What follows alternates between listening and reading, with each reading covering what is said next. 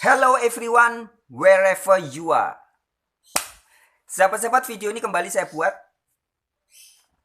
untuk menjawab kegagalpahaman dari orang-orang yang masih terus-menerus sering gagal paham tentang memaknai penebusan yang dilakukan oleh Allah melalui perantaraan karya-karya Kristus. Sehingga mengatakan Yesus menebus dosa. Yesus menebus dosa manusia. Nah, sahabat-sahabat, ajaran seperti itu sama sekali bukan ajaran Alkitab. Ya, sekali lagi saya tegaskan, tidak ada Alkitab, ayat-ayat Alkitab yang secara terang-terangan jelas las mengatakan bahwa Yesus datang untuk menebus dosanya manusia. Dosanya manusia ditebus, terus dosa itu dibawa ke sorga. Buat apa dosa ditebus? Ya, nggak ada ajaran penebusan dosa. Pengampunan dosa baru ada. Nah, sahabat-sahabatku, satu hal penting banget adalah buat teman-teman yang masih sering gagal paham tentang memahami penebusan Yesus ini, tolonglah, harap dipahami coba. Apa sih arti penebusan yang ada di pikiran Anda? Kok Anda gagal paham terus? Kok sulit banget memahaminya? Ya. Menebus itu coba Anda buka di Alkitab, buka Alkitab elektronik, Bible elektronik ya, versi Alkitab bahasa Indonesia atau bahasa Inggris, bahasa Indonesia aja. Kemudian ketik kata kunci menebus coba. Nah, Anda akan dapati di Perjanjian Lama itu ada banyak kata menebus, ada menebus rumah, menebus ladang, menebus anak sulung, menebus hamba dari perbudakan, menebus orang Yahudi dari yang dijual ke bangsa lain. Kemudian ada juga di Mazmur 72 ayat 14 misalkan, menebus nyawa dari penindasan dan kekerasan. Jadi nyawa orang ditebus. Mazmur 103 ayat 4, menebus hidupmu. Yesaya 44 ayat 23 misalkan, Yahweh menebus Yakub. Yakub itu nama lain dari Israel ya. Yahweh menebus Yakub. Yesaya 52 ayat 9, Yahweh menebus Yerusalem. Jadi yang ditebus itu adalah bukan dosa. Dosa itu kejahatan manusia. Coba logikanya bagaimana? Saya nggak habis pikir ya. Orang berkata, Yesus menebus dosa. Itu bagaimana ceritanya? Kok dosa harus ditebus? Tebus itu bahasa Inggrisnya kan redeem. Artinya dibebaskan. Nah, saya kasih ilustrasi. Bangsa Indonesia sebelum tahun 1945 dijajah oleh penjajah. Siapapun penjajahnya. Kemudian para pejuang, Bung Karno, Bung Hatta, Bung Tomo, dan para pejuang-pejuang lainnya berusaha membebaskan. Nah, membebaskan ini redeem, menebus nyawa masa depannya rakyat Indonesia dari penjajahan. Nah, jadi para pahlawan itu mati untuk menebus rakyat Indonesia dan masa depan bangsa Indonesia.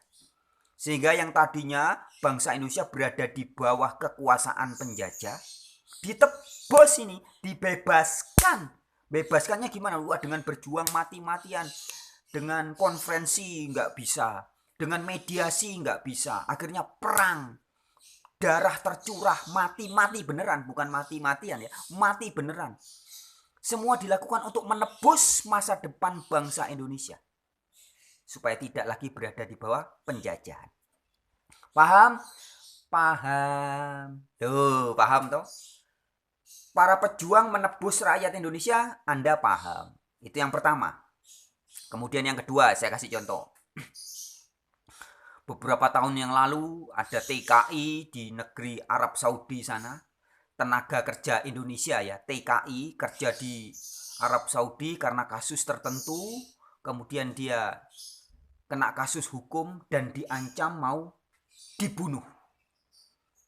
akan dibunuh. Nah, kemudian pemerintah Indonesia mengambil kebijaksanaan harus ditebus ini. Ditebus itu artinya apa? Diredeem, dibebaskan, dilepaskan. Nah, kalau tidak ditebus, dia tetap berada di bawah kekuasaan Arab Saudi, dia akan dihukum mati. Nah, maka harus ditebus supaya kekuasaannya pindah.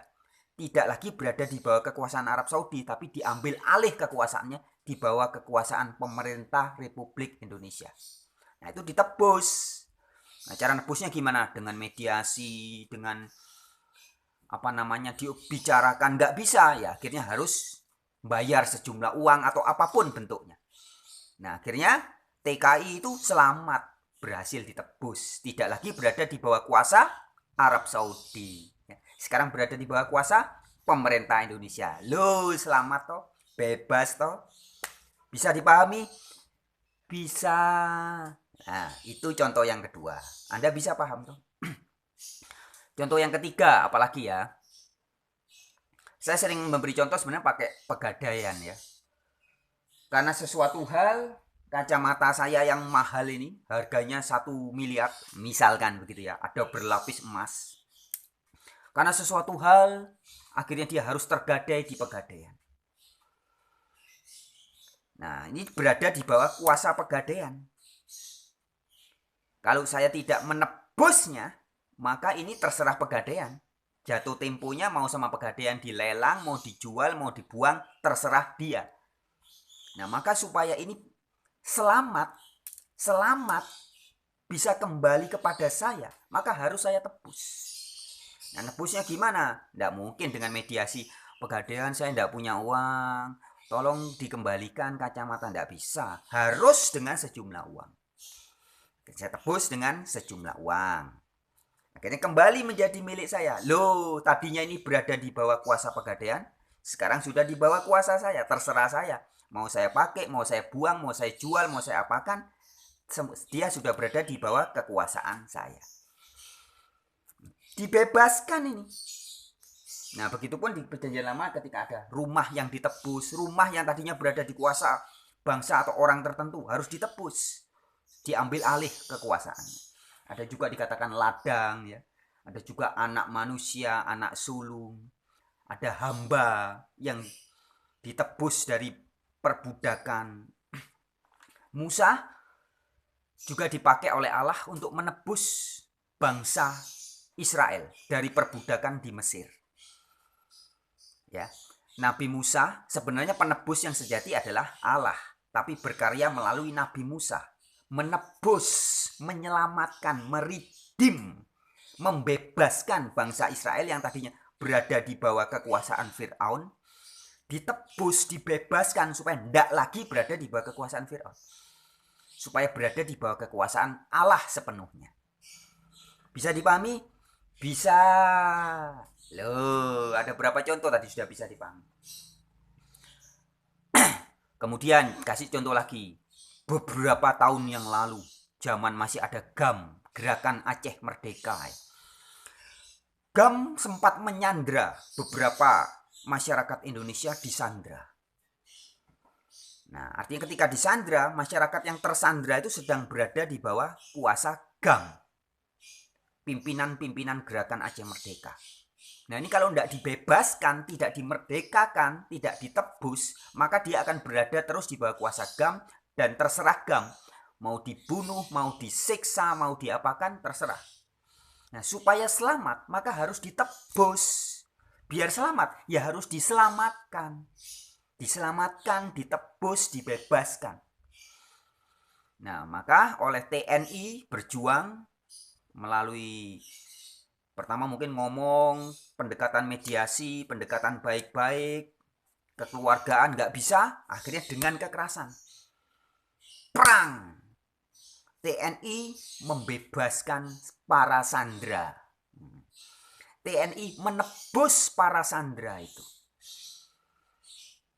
Nah, setelah para sandera tidak lagi berada di bawah kuasa Gerakan Aceh Merdeka, bebas, sekarang berada di bawah kuasa Republik Indonesia lagi. Aman toh, merdeka toh, bebas toh.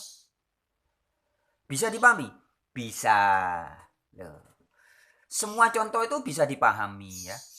Bangsa Indonesia zaman dulu ditebus oleh para pejuang, bisa dipahami.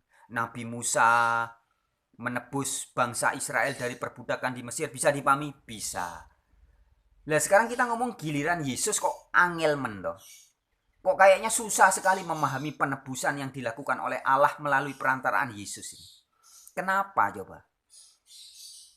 Yesus membebaskan.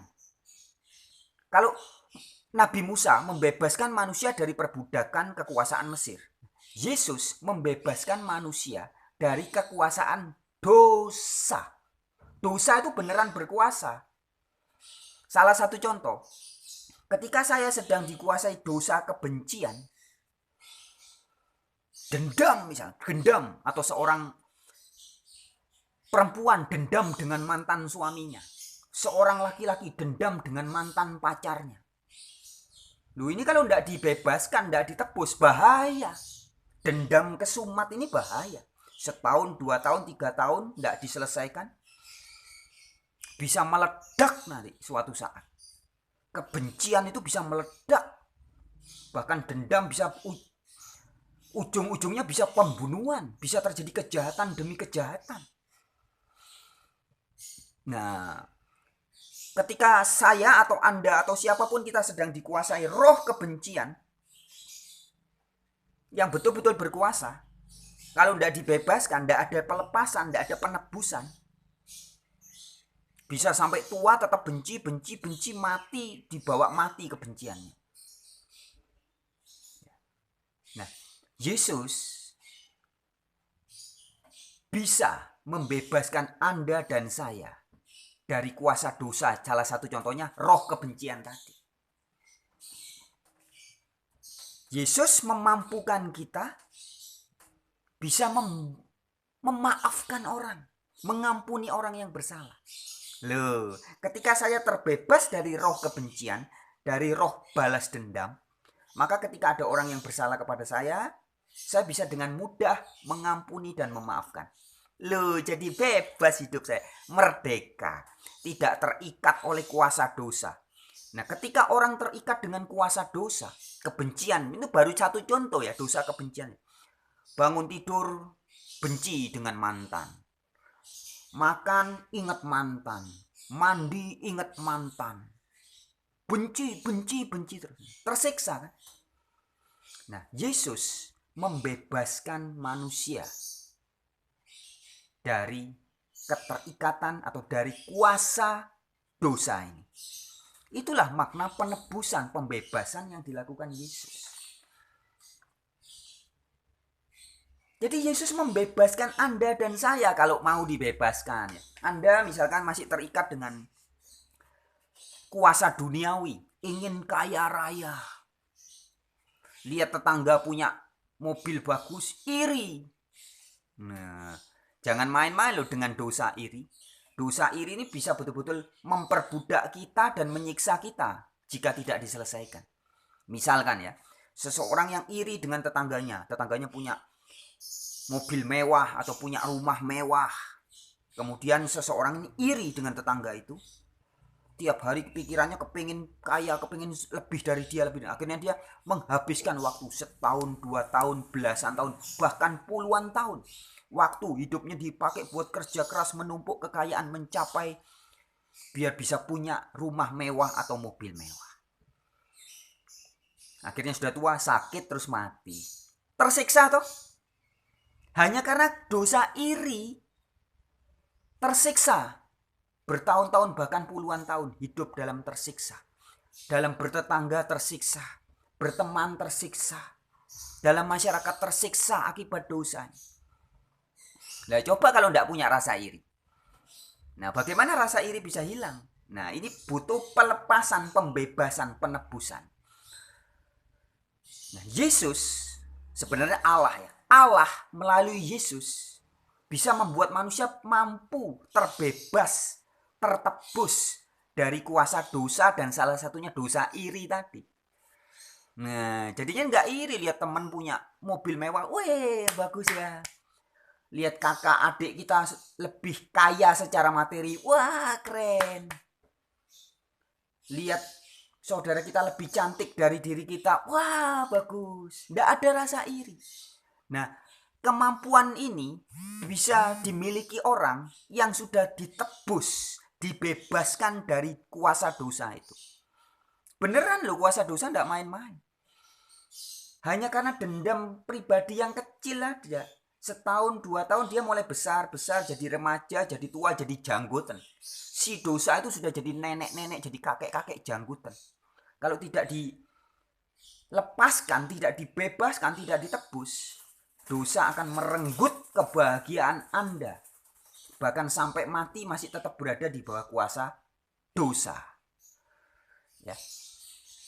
Jadi seperti itu sahabat-sahabatku. Ini sebenarnya kan harusnya ya gampang dipahami.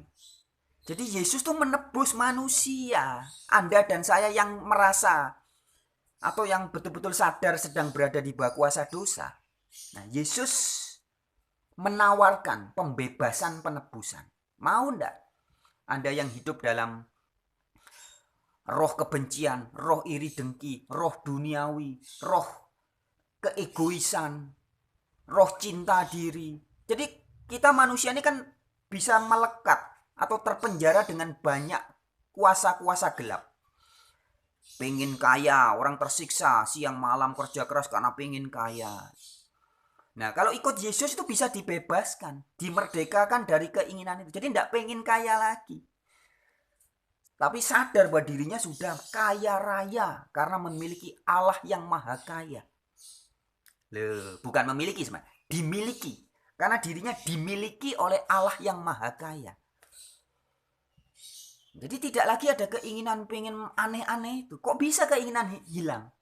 Hasrat nafsu duniawi itu bisa hilang bagaimana? Iya, karena ditebus oleh Yesus, dibebaskan.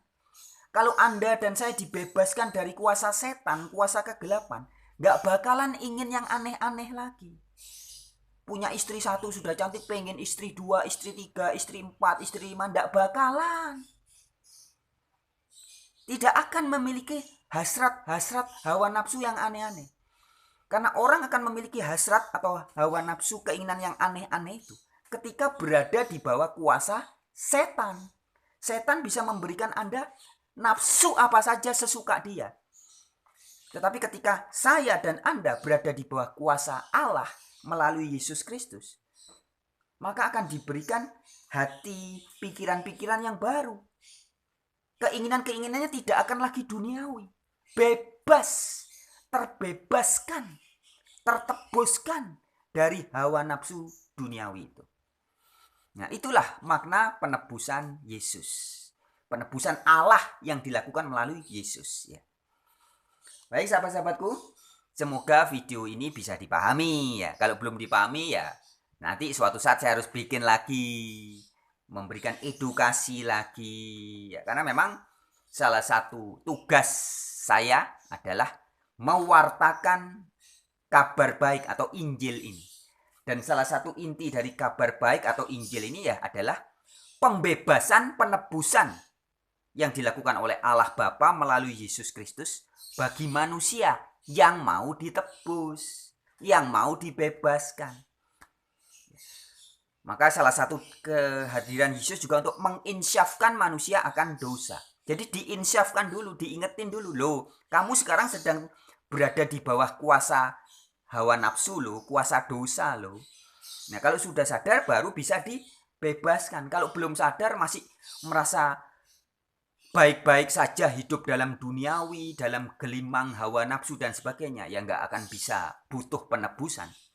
Oke sahabat-sahabat, sekian dulu video kali ini. Sampai jumpa di video-video yang terkemudian. Dari saya, wartawan Injil untuk dunia. Salam sejahtera.